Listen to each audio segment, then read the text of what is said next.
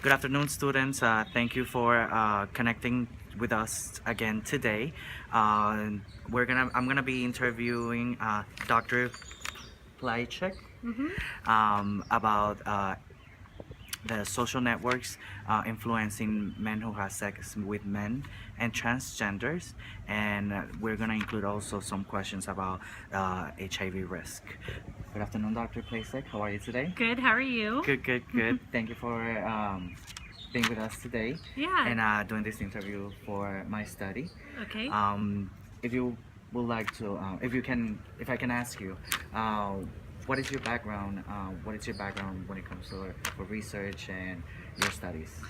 So I am an evolutionary anthropologist, and so I focus on biological and cultural environmental influences on human behavior, and I focused on reproductive and maternal health primarily in my research. Perfect. Do you have any experience on minority populations like LGBT community? So, no. You don't. Yeah.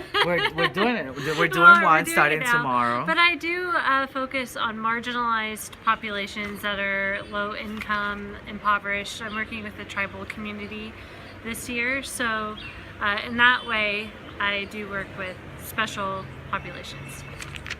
Perfect, Dr. Playcheck.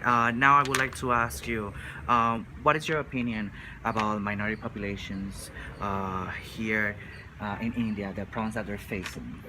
So, from what I know with these minority populations is that, well, there's a large taboo against homosexuality, and so it's not widely reported. So actually, in my current research, I am trying to find out like if there's any homosexual preferences and if they're openly willing to admit to. And I think like out of so far like 400 people that we've surveyed, only one person has admitted to having preferences like for someone of the same gender identity. So I think it's just not widely talked about. So that's one issue that I would say is important. And then for a transgender community here, I don't know about Mysore specifically. I feel like in Mysore they actually are pretty protected. Like most of them belong to some type of organization that provides services for them and allows them to have, provides them with the services to have safe sex. But they are still discriminated against in the wider community, and they're not really, maybe because they don't fit within this binary gender category. Perfect. Okay, Dr. Playcheck. Now, when it comes to social networks, like for example, family and support organizations, do you think there's a lack of support, and if there is the community addressing these problems? Okay, so that's a good question. I think at the family level there might be some difficulty and maybe some lack of support there, but I do know within Mysore there are community organizations that do help with the transgenders, but I don't know about homosexuality. So, Perfect. yeah. Okay, then now, because of the research that we're conducting here in India, Mysore, India, what do you think how the research is gonna help the social networks and the health for these minority populations?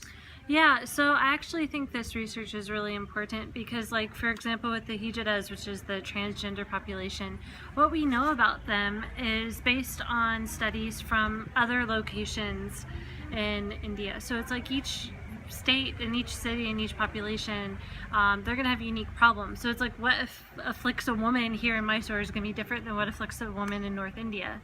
So we have to have that same mindset when we're exploring these same things with transgender populations and like lesbian and gay populations in Mysore. So I think this research is going to shed some light on the types of social support they have without us making assumptions. So even though they may be part of this organization, it'll be important for us to see their perceptions of the social support and how this maps on to some health factors. So in addition, we'll also be considering their substance use and knowledge of HIV transmission and things like that. Do you have any knowledge about when it comes to HIV statistics in this kind of population? They are a high-risk population for sure because the transgender populations, traditionally they rely on prostitution to make a living because they are an outcasted type of population. So they are at high risk because they rely on prostitution to earn their income. I have read that in some research that when it comes to MSMs, men who have sex with men, the percentage of HIV is higher when they have 3 different partners. For example, they have sex with their wife, with a worker, a street worker, and another gay man. Oh. Yeah, I read a little bit about it, and when they have 3 partners, it's when they have higher incidence of HIV. Yeah. So this research that we're doing, or we can start to map out like what their sexual behaviors are like, and to see, look at some of those as potential risk factors as well. Because we don't know that about the ones here in Mysore. And one more question, Dr. Playcheck. Now that you have been here or studying in India for the past 6 years, have you seen any gender norms or how they express gender norms here in Mysore, India?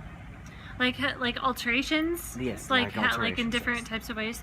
Cool. Well, one group that I work with, they have a festival where men dress as women and women dress as men, and they paint their bodies. And this is a 2-day festival, and they can dance, and it's just like a crazy fun experience. And some people say this is because it's like it enables them to be something that they're not. So like that's one way, but like you wouldn't see that person, like it wouldn't be accepted under normal settings, so it's like walking down the street. So it's like, although like a transgender person on the street may be taboo, in certain settings it's acceptable, like in a ritual standpoint. Then it is accepted, like you said, in some kind of rituals. Yeah. But unfortunately, at this time, it's not completely accepted when it comes to having a partnership Yeah. with the same sex. Mm-hmm. Okay. Well, I would like to thank you. Yeah, Dr. thank you so Playcheck, much. for this interview. And again, if you guys have any questions or you would like to post any comments, don't stop and always reach at us at FIU Global Health Study Abroad Program. Thank you and have a good afternoon.